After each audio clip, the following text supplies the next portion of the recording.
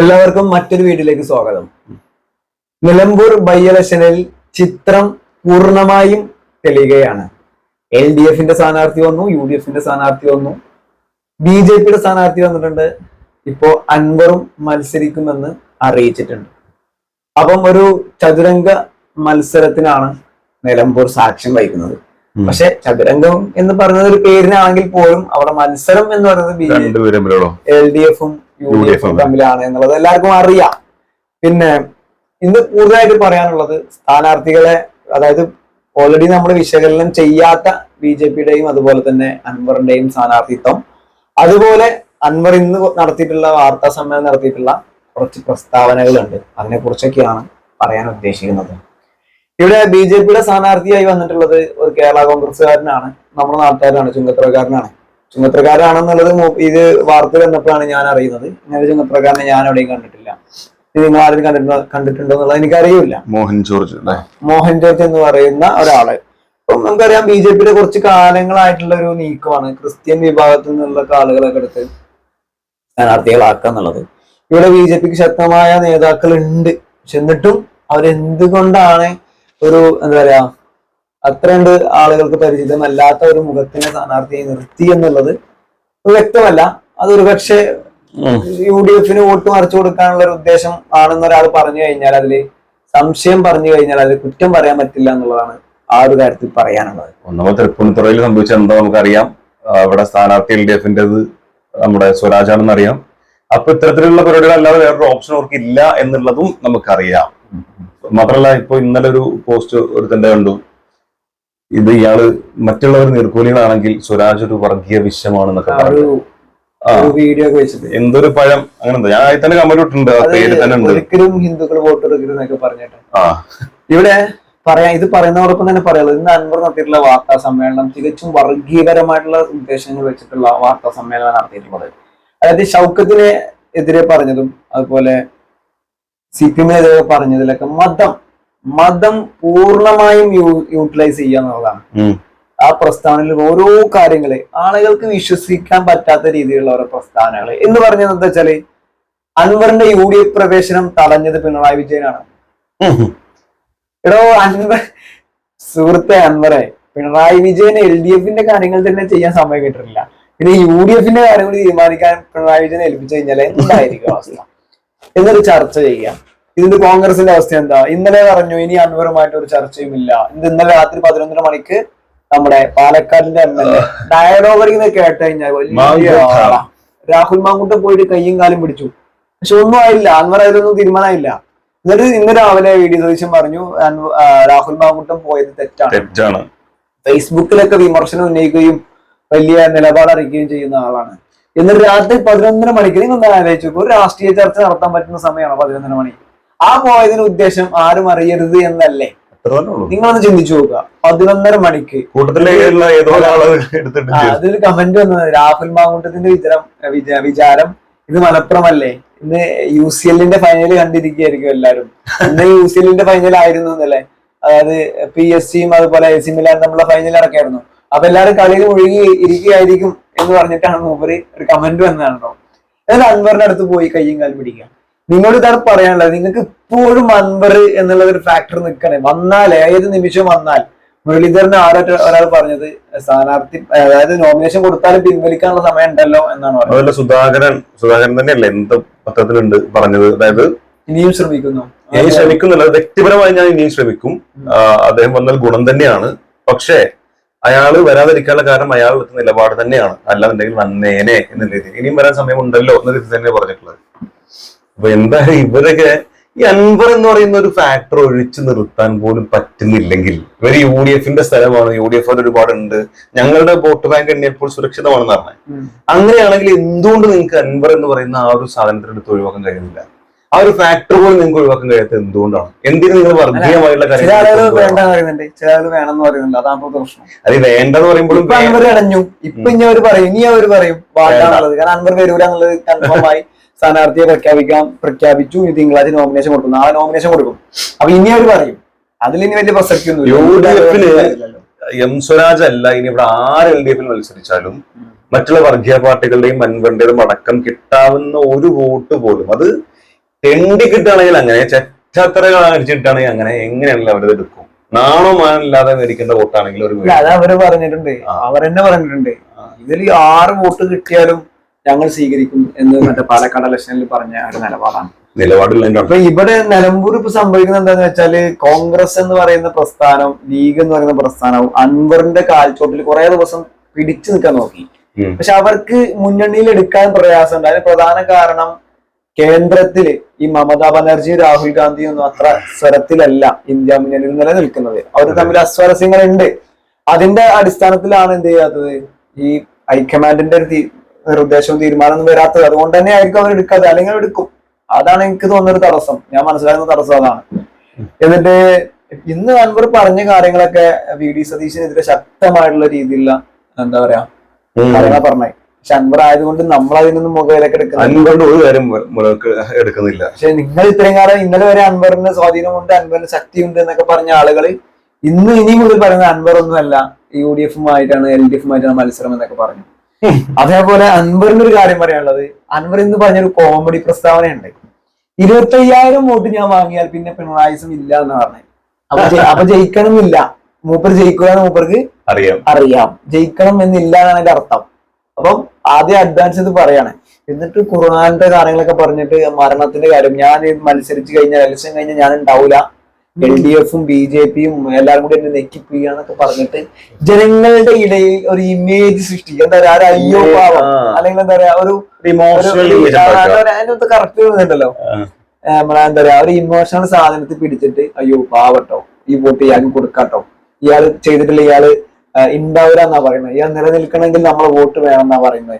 അങ്ങനെ ഒരു സ്ത്രീകളൊക്കെ, പല സ്ത്രീകളും രാഷ്ട്രീയത്തിൽ അത്ര നോളജ് ഇല്ലാത്ത, പൊളിറ്റിക്കലായിട്ട് ചിന്തിക്കാത്ത, ഒരുപാട് പാവപ്പെട്ട, വിദ്യാഭ്യാസം ഇല്ലാത്ത ചിന്തിക്കുന്ന ആളുകൾ നമ്മുടെ നാട്ടിലുണ്ട്, സാധാരണക്കാരുള്ള ആളുകളെ. അവര് ഇവിടെ നാടിന്റെ അവസ്ഥയും വികസനത്തെ കുറിച്ചും ചിന്തിക്കൂല. അത് പാവട്ടോ, ഇങ്ങനെ ഒന്ന് കരയണമെന്നുണ്ടെങ്കിൽ അതങ്ങനെ കരയുമ്പോ ഒരു ഉള്ളിൽ കുത്തൽ വരും, അയ്യോ പാവട്ടോ.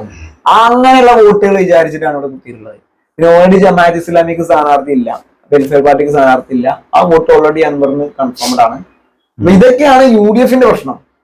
UDF-ന്റെ പ്രശ്നം ഇതൊക്കെയാണ്. അതായത് കോൺഗ്രസിലേക്ക് വരാൻ സാധ്യതയുള്ള CPM വിരുദ്ധ വോട്ടുകൾ അൻവർ പിടിക്കും എന്നുള്ളതാണ്. അത് അവർക്ക് നല്ലൊരു പേടിയുണ്ട്. ആ പേടിയാണ് ഈ അൻവറിന്റെ കാലിന്റെ വോട്ടിക്ക് വീണ്ടും വീണ്ടും പോവാൻ ഇവരെ പ്രേരിപ്പിക്കുന്നത് എന്ന് മനസ്സിലാക്കണം.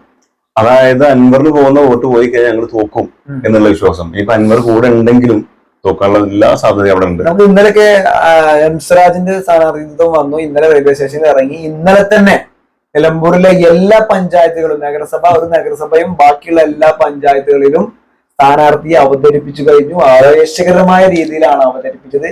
ഏകദേശം രാത്രി 10 മണിക്കാണ് എടക്കര അതിന്റെ ഒരു അവസാനം ഉണ്ടാകുന്നത്. നമ്മളതിൽ പങ്കെടുത്ത ആളുകളാണ്. രാത്രി 10 മണിക്കാണ്. ഇന്നിപ്പോ മുഖ്യമന്ത്രി വരുന്നുണ്ട്. അപ്പൊ എന്താണെങ്കിലും LDF എന്ന് പറയുന്ന CPM എന്ന് പറയുന്ന പ്രസ്ഥാനത്തിന്റെ ഇലക്ഷൻ പ്രചരണം ഇന്നിപ്പോ ഞാനിപ്പോ ഒരു കൗതുകം തോന്നിയതാണ്. ഇന്ന് ഞാന് നമ്മുടെ സുഹൃത്തിന്റെ ഒരു വോട്ടിന്റെ പ്രശ്നം ഉണ്ടാക്കുന്ന ഞാന് ചുങ്കത്തറ ലോക്കൽ കമ്മിറ്റി ഓഫീസിൽ പോയപ്പോ അവിടെ പോയപ്പോ AC മൊയ്തീൻ മന്ത്രി, പഴയ മന്ത്രി, ഞാൻ എന്താ അതായത് നമ്മളെ ബ്രാഞ്ച് സെക്രട്ടറി ഒക്കെ കയറിപ്പോയി ഇങ്ങനെ ഇരിക്കണ പോലെ പഴയ മന്ത്രി ഒന്നും ഇരിക്കുക. അപ്പം അത്രയും പാർട്ടി ആളുകൾ സ്ട്രോങ്ങായിട്ട് നിലമ്പൂരിൽ എന്താ പറയാ സ്റ്റേ ചെയ്ത് പ്രവർത്തിക്കണം. അപ്പൊ നമുക്കറിയാം CPM എന്ന് പറയുന്ന പ്രസ്ഥാനത്തിനെ സംബന്ധിച്ചിടത്തോളം 3ാം ഒരു സർക്കാരിലേക്കാണ് ലക്ഷ്യം വെക്കുന്നത്. 3ാമതൊരു സർക്കാർ. അപ്പൊ അതിലേക്കുള്ള ഒരു ചവിട്ടുപടിയാണ് നിലമ്പൂര്. അതിനുവേണ്ടി ജനങ്ങളാണെങ്കിലും സഖാക്കളാണെങ്കിലും പാർട്ടി പ്രവർത്തകരൊക്കെ മുന്നിട്ടിറങ്ങാണ്. അപ്പൊ ഈ പറയാനുള്ളത്, വീണ്ടും പറയാനുള്ളതാണ്, നിലമ്പൂരിലെ 4 സ്ഥാനാർത്ഥികൾ വന്നിട്ടുണ്ട്. ഈ 4 സ്ഥാനാർത്ഥികൾ ഇനി ഒരു പക്ഷെ ഞാനിപ്പോഴും എന്റെ മനസ്സ് പറയുന്നത് അൻവർ ഒരു പക്ഷേ പാലക്കാട് പിൻവലിച്ച പോലെ പിൻവലിക്കാനുള്ള സാധ്യത എപ്പോഴും നിലനിൽക്കുന്നുണ്ട് ഞാൻ വിശ്വസിക്കുന്നു. അവസാന സമയത്ത് പോയിട്ട് പിൻവലിക്കും, അങ്ങനെയൊക്കെ സംഭവിക്കാനുള്ള സാധ്യതയുണ്ട്. ഏതായാലും തൃണമൂൽ TMC-യുടെ പ്രവർത്തകർ വിരളമായ ഒരു പഞ്ചായത്തിൽ 1-2 പേരൊക്കെ ഉണ്ടാവാം, നമുക്ക് സോഷ്യൽ മീഡിയയിലൊക്കെ കാണുന്നുണ്ട്. അപ്പൊ അവര് അൻവർ മത്സരിക്കണം എന്നാണ് അവർക്ക് ആഗ്രഹം. എനിക്ക് തോന്നുന്നത് അവരുടെ ഒരു സമ്മർദ്ദത്തിന്റെ പുറത്തായിരിക്കാം അൻവർ മത്സരിച്ചത്. കാരണം അൻവർ മത്സരിക്കാൻ വലിയ താല്പര്യം ഉണ്ടെന്ന് തോന്നുന്നില്ല. കാരണം ജയിക്കാൻ കഴിയില്ല എന്നുള്ളത് ഒരു 100% ഉറപ്പാണ്. അതുകൊണ്ടാണ് പറഞ്ഞത് 25,000 വോട്ട് പിടിച്ചാൽ, അതായത് ഇവൻ പറഞ്ഞതെന്ന് വെച്ചാൽ 25,000 വോട്ട് പിടിച്ചാൽ സ്വരാജ് 10,000 വോട്ട് ജയിച്ചാലും പിണറായിസം ഇല്ല എന്നാണ് പറയുന്നത്. എന്നിട്ട് പറയുന്നത് എന്റെ വോട്ടും കോൺഗ്രസിന്റെ വോട്ടും കൂട്ടി വെച്ചാൽ അങ്ങനെയാണെങ്കിൽ ഇന്ത്യയിൽ BJP സർക്കാർ പറ്റില്ലല്ലോ, BJP ഇല്ലല്ലോ. അതായത് ന്യൂനപക്ഷ വോട്ടുകളും, അതായത് എല്ലാ ന്യൂനപക്ഷ പാർട്ടികളുടെ വോട്ടും ഒരു മണ്ഡലത്തിൽ ക്രമീകരിച്ചു കഴിഞ്ഞാൽ BJP സ്വാധീനമില്ലാത്ത പാർട്ടിയാണ് കണക്കൂട്ടി കഴിഞ്ഞാല്. അപ്പൊ രാഷ്ട്രീയത്തിൽ അങ്ങനെ 1+1=2 എന്നല്ല, 1+1 എന്നുള്ള 2, 3, 4, 5 ഒക്കെ ആവും. അതാണ് പൊളിറ്റിക്സ് മാത്തമാറ്റിക്സിന്റെ ഒരു എന്താ പറയാ ഒരു ഡെഫിനിഷൻ അങ്ങനെയാണ്. അപ്പൊ പറയാനുള്ളതേ അൻവർ ജയിച്ചു കഴിഞ്ഞാൽ നമുക്ക് വേണമെങ്കിൽ പറയാം പിണറായിസത്തെ കുറിച്ച് ഇങ്ങനെ പറയാം. ഇന്ന് പറഞ്ഞ് വേറെ ഇട്ടുണ്ട് പിണറായിസത്തിനെതിരെയും സതീശനിസം ഇതിനെതിരെയായിട്ടാണ് ഒരു മത്സരിക്കുന്നത്. എന്താണെങ്കിലും വളരെ ദയനീയമായ അവസ്ഥയാണ്. നമ്മൾ കൂടുതലൊന്നും സംസാരിക്കുന്നില്ല ഒരാളുടെ ദയനീയമായ അവസ്ഥയിൽ നമ്മൾ പറയാൻ. പൊളിറ്റിക്കലി നിങ്ങൾ മനസ്സിലാക്കുക, എം സ്വരാജിന് ഇന്ന് ആ ഒരു റെയിൽവേ സ്റ്റേഷനിൽ കിട്ടിയ സ്വീകരണം നിങ്ങൾക്ക് കിട്ടുന്നുണ്ടായിരുന്നു. നിങ്ങളത് സ്വീകരിച്ച ആളാണ്, ഞങ്ങളത് തന്ന ആളുകളാണ്. എന്തുകൊണ്ട് നിങ്ങൾക്ക് ഇപ്പൊ അത് കിട്ടുന്നില്ല? എന്തുകൊണ്ട് നിങ്ങളതിപ്പോ സ്വീകരിക്കുന്നില്ല? സ്വയം മനസ്സിൽ വിചാരിച്ചാൽ നിങ്ങളെ ഉള്ളിലൊരു കുത്തലുണ്ടാവും. എന്തിന് ഞാൻ ചെയ്തു, എന്താവശ്യത്തിന്, ആരുടെ ആവശ്യത്തിന് ചിന്തിക്കുന്നുണ്ടാവും. എന്തിനു ഞാൻ ചെയ്തത്? ജനങ്ങളുടെ മുമ്പിൽ പറയുന്നത് എന്താന്ന് വെച്ചാല് ഇത് ജനങ്ങൾക്ക് വേണ്ടിയാണ്, മലയോര കർഷകർക്ക് വേണ്ടിയിട്ടാണ്, പാവപ്പെട്ടവർക്ക് വേണ്ടിയിട്ടാണ്, അതിനെക്കുറിച്ച് പറയുമ്പോൾ വ്യക്തമായിട്ടൊരു കാര്യം പറയാം, അത് പറഞ്ഞിട്ടോണം വെക്കാൻ. അതായത് അൻവർ ഇന്നലെ നടത്തിയൊരു പ്രസ്താവന കേട്ടിട്ടുണ്ടാവും. അത് എം സ്വരാജ് ഈ 2018-19 സമയങ്ങളിലൊക്കെ ഇവിടെ പ്രളയം നടക്കുന്ന സമയത്ത് ഇവിടെ വന്നിട്ടുണ്ടോ, ഒരു ഫോട്ടോ എങ്കിലും കാണിക്കാൻ പറ്റുമോ? ഇവിടുത്തെ നാട്ടുകാരാണ്, മൂപ്പരുടെ പഞ്ചായത്തിലാണ്, വന്നിട്ടുണ്ടോന്ന് ചോദിച്ചേ കൃത്യമായി അരുൺകുമാർ അതിന് മറുപടി കൊടുക്കും. അത് വീഡിയോ വെക്കണം, വീഡിയോ വെക്കാൻ കിട്ടുമോ? അതായത് അൻവറിന്റെ പോസ്റ്റ് തന്നെ ഉണ്ട്. അൻവറിന്റെ പോസ്റ്റ്, അതായത് അൻവറും സ്വരാജും LDF സ്വതന്ത്ര സ്ഥാനാർത്ഥിയാക്കുമെന്ന് മാധ്യമങ്ങൾ പറഞ്ഞ ഡോക്ടർ ഷിനാസ് ബാബുവും തമ്മിലുള്ള നിലമ്പൂർ പോത്തുകല്ലിൽ വെച്ച് നടന്നിട്ടുള്ള ഒരു ചർച്ചയുടെ ഫോട്ടോ, അതുപോലെ ഈ പറയുന്ന കവളപ്പാറയിൽ അടക്കം പോയിട്ടുള്ള ഫോട്ടോ. ഇതിന് വേറെ കാര്യം പറയാണ്ട്, ലീഗുകാർ പറഞ്ഞു നിലമ്പൂരിൽ പ്രളയം നടന്ന സമയത്ത് എം സ്വരാജ് എത്തിയിട്ടില്ല. എന്നിട്ട് കുറെ കഴിഞ്ഞപ്പോ അവര് പറഞ്ഞു, പിന്നെ അവരെന്നെ പറഞ്ഞു നിലമ്പൂര് പാതാറൊക്കെ പോയിട്ടുണ്ട്, കവളപ്പാറ പോയിട്ടില്ല. അപ്പൊ ഇത് തെളിവ്, ഈ സോഷ്യൽ മീഡിയയുടെ ഒരു ബെനിഫിറ്റ് അതാണ്. ഇഷ്ട സാധനം കടക്കും, മാത്രമല്ല ഒരു ബോധം ഇല്ലാണ്ട് ഇങ്ങനെ പറയാൻ പറ്റില്ല. റേഞ്ചിന്റെ വിഷയം കണ്ടതാണ്. അതിനെങ്ങനെയാണ് കറക്റ്റ് ഇയാള് തന്നെ എഴുതിയിട്ടുണ്ട്. അൻവർ എഴുതിയിട്ട പോസ്റ്റിൽ പറയുന്നുണ്ട്, ഞാൻ ഇങ്ങനെ പോയി ഇങ്ങനെ സന്ദർശിച്ചു, അവിടെ മുഴുവൻ സ്ഥലങ്ങളിലും കൂടെ നാട്ടുകാരനും പ്രിയ സുഹൃത്തുമായിട്ടുള്ള എം സ്വരാജ് ഉണ്ടായിരുന്നു പറഞ്ഞിട്ട്. അത് കഴിഞ്ഞിട്ട് ഇദ്ദേഹം ഈ അൻവറിന്റെ കൂടത്തെ നിൽക്കുന്നതും പോകുന്നതും ചർച്ച ചെയ്യുന്നതും പോലീസ് വീഡിയോ സഹിതം ഉണ്ട്. അത് ആരിട്ടു? നമ്മുടെ ഇയാള്, അതായത് അരുൺകുമാർ. അത് 24-ല് ഇതൊക്കെ ഇങ്ങനെ പ്രസ്ഥാനം നടത്താനുള്ള തുലിക്കെട്ടി എവിടുന്നാണ്? അതാ ഞാൻ ചോദിച്ചത്. നിങ്ങളെ ഈ അൻവറിന്റെ കാര്യം മനസ്സിലാവും. അൻവറിനത് കുറെയൊക്കെ അറിയാം. CPM-ന്റെ സൈബർ സഖാക്കൾ എന്ന് പറഞ്ഞാൽ ചെകഞ്ഞെടുത്ത് കൊണ്ടുവരും. നിങ്ങൾക്ക് അറിയാലോ, ഇത് ഞങ്ങൾ എഡിറ്റ് ചെയ്ത് കൊണ്ടതാണെന്നല്ല, നിങ്ങൾ ഫേസ്ബുക്കിൽ പോസ്റ്റ് ചെയ്തിട്ടുള്ള ഒരു സാധനമാണ് ഈ കാണിച്ചു തരുന്നത്.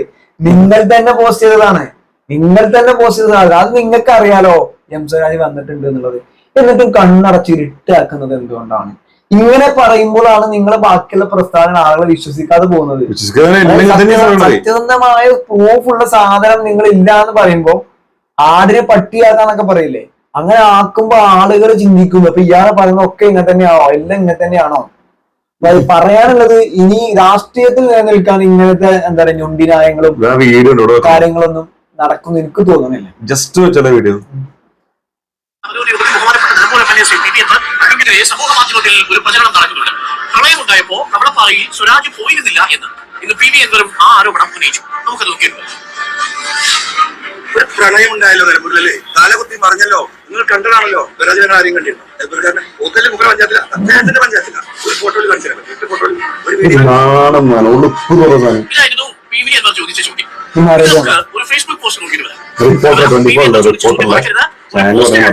ഒരു ദൃശ്യമെങ്കിലും കണ്ടിരുന്നു, ഒരു വീഡിയോ എങ്കിലും കണ്ടിരുന്നു എന്നുള്ളതാണ് ചോദ്യം. 2019 ഓഗസ്റ്റ് മാസം 10-ാം തീയതി PV എന്നവർ സ്വന്തം ഫേസ്ബുക്ക് പേജിലിട്ട പോസ്റ്റാണ്. 7000-ൽ പരം ആളുകളാണ് പോത്തുകല്ല് പഞ്ചായത്തിൽ മാത്രം പ്രളയ ദുരിതത്തിൽ നൽകിയിരിക്കുന്നത്. ഇത് പോത്തുകല്ലിലെ ദുരിതാശ്വാസ ക്യാമ്പുകൾ സന്ദർശിച്ച് ജനങ്ങളെ ആശ്വസിപ്പിച്ചു. നിലമ്പൂർ മണ്ഡലത്തിലെ മിക്ക പ്രദേശങ്ങളിൽ വെള്ളപ്പൊക്കം കാര്യമായി ബാധിച്ചു. എല്ലാ സഹായങ്ങളും നൽകി സർക്കാർ കൂടെയുണ്ട്. മുഖ്യമന്ത്രിയും ജില്ലയിലെ ചുമതലക്കാരുമായ മന്ത്രി KT ജലീലും നിരന്തരം ഇവിടുത്തെ വിഷയങ്ങളിൽ ഇടപെടുന്നുണ്ട്. തൃപ്പൂണിത്തുറ MLA-യും പോത്തുകല്ല് സ്വദേശിയുമായ പ്രിയപ്പെട്ട എം സ്വരാജും ഞാനും സദാസമയവും നിലമ്പൂരിലെയും പോത്തുകലിലെയും ജനങ്ങൾക്കൊപ്പമുണ്ട്. പോത്തുകലിൽ തൃപ്പൂണിത്തുറ MLA ആയിരുന്ന എം സ്വരാജ് ഒരു കൊടയിലും ഒപ്പം തന്നെ PV അൻവർ മറ്റൊരു കൊടയിലുമായിട്ട് ഫോട്ടോ പങ്കുവയ്ക്കുകയും ചെയ്തിട്ടുണ്ട്. അത് പുള്ളി അന്നിട്ടത്. ചിത്രങ്ങളും ഇന്ന് പുറത്തു വന്നിട്ടുണ്ട്. ഒരിക്കൽ കൂടി PV അൻവർ പറഞ്ഞിരിക്കുന്നു. വീണ്ടും കേൾപ്പിക്കാണോ? പറഞ്ഞല്ലോ, നിങ്ങൾ കണ്ടതാണല്ലോ, ഗരാജനങ്ങൾ ആരെയും കണ്ടിരുന്നു. എൽബർക്കാരൻ പോത്തല്ലേ മുഖ്യ പഞ്ചായത്തില, അദ്ദേഹത്തിന്റെ പഞ്ചായത്തില ഒരു ഫോട്ടോയിൽ കാണിച്ചു തരാൻ പറ്റും. ഫോട്ടോയിൽ ഒരു വീഡിയോ. അപ്പൊ പിന്നെ 2019 ഓഗസ്റ്റ് മാസം 10-ാം തീയതി PV അൻവർ ഇട്ട ഫേസ്ബുക്ക് പോസ്റ്റിൽ കാണുന്ന ഈ സ്വരാജും ആ സ്വരാജ് തന്നെയായിരിക്കും. നമുക്കിനി ദൃശ്യങ്ങൾ കൂടി ഒന്ന് കണ്ടുവരാം. PV അൻവർ പറഞ്ഞതുപോലെ അവിടെ പറയും പോയിട്ടില്ലേ, ദൃശ്യങ്ങളുമുണ്ട്, അതും കൂടി കാണുന്നത് ഇപ്പോൾ ഫേസ്ബുക്കിൽ കണ്ട ആ പോസ്റ്റിൽ സ്റ്റിൽസ് എടുത്തിരിക്കുന്ന വിഷ്വൽസ് ആണ്. അവിടെ PV അൻവറിന്റെ പ്രഷർ കാണാം, ഒപ്പം തന്നെ എം സ്വരാജിനെയും പ്രഷർ രണ്ടുപേരും 2019 ഇതാണ് അവസ്ഥ. അപ്പൊ സോഷ്യൽ മീഡിയയിൽ കിടക്കുമ്പോ ഇങ്ങനെ എന്തുകൊണ്ട് ഇങ്ങനെ പറയാനുള്ള ഒരു സാഹചര്യം നിങ്ങൾ ഉണ്ടാക്കുന്നുള്ളത് നിങ്ങൾ സ്വയം ചിന്തിക്കുക. മാത്രല്ല ഈ ഒരു മറ്റേ ഉണ്ടാക്കാന്നൊക്കെ പറഞ്ഞിരിക്കും, അത് PV അൻവർ പറയുന്ന മണ്ടത്തരങ്ങൾ, പച്ച നുണ, പച്ച എന്താ പറയാ, ഈ കുത്തിത്തിരിപ്പ് വിശ്വസിക്കാതിരിക്കുക. ഇതെങ്കിലും കണ്ടു കഴിഞ്ഞാൽ മനസ്സിലാവുന്ന വിചാരിക്കുന്നു. ഇനി മനസ്സിലാവാത്തവര് അനുഭവിക്കുക, അല്ല എന്താ പറയാ. അപ്പൊ ഓക്കെ, നമുക്ക് അടുത്ത വീഡിയോയിൽ കാണാം.